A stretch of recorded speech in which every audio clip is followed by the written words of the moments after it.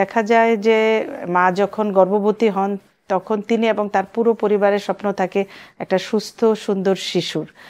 তো এই সুস্থ সুন্দর শিশুটি জন্ম দিতে হলে কিন্তু অনেকগুলো ফ্যাক্টর তার পিছনে কাজ করে। একটা মূল্যবান ব্যাপার হচ্ছে মায়ের বয়স। অনেক সময় দেখা যায় যে মা হয়তো একদম কম বয়সী, 13, 14, 15, 16 এই বয়সে একটা মায়ের গর্ভের যে সন্তান তার ডেভেলপমেন্ট, মায়ের নিজের ডেভেলপমেন্টের ব্যাপারটাও আসে। সেই ক্ষেত্রে হয় কি বাচ্চার গ্রোথ ডেভেলপমেন্টে সেইরকমভাবে হয় না, ডেলিভারি প্রসেসটাও হয়তো বা অনেক ক্ষেত্রে ইনস্ট্রুমেন্টাল ডেলিভারি বা অপারেটিভ ডেলিভারিতে আমাদের যেতে হয়।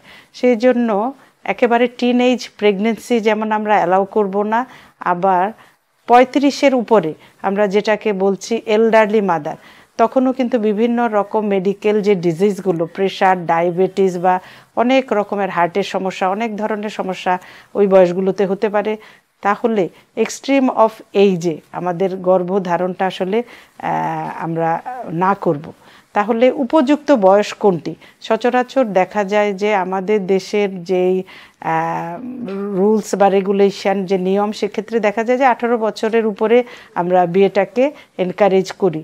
তো 20 থেকে 30-এর মধ্যে আসলে গর্ভধারণের জন্য একটা উপযুক্ত সময় আমরা বলি। এই সময়টাতে মায়ের যে এগের যে অবস্থানটা সেটাও ভালো থাকে, এবং 30-এর পরে যে দেখা যায় যে দীর্ঘ সময় একটা মায়ের এগের যে বয়স সেটা হয়তো একটু বেশি হয়।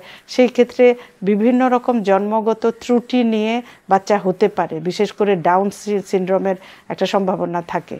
তাই বাচ্চা নেওয়ার জন্য একটা উপযুক্ত বয়স হচ্ছে 20 থেকে 30-এর মধ্যে।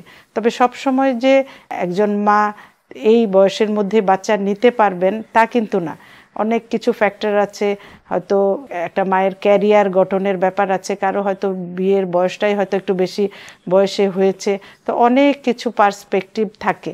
তবে আমরা চিন্তা করব যে সন্তান ধারণের জন্য উপযুক্ত যেই সময় সেটাকে কিন্তু মনে রেখেই এই বাকি যে পর্বগুলো সেগুলোকে গুছাতে হবে।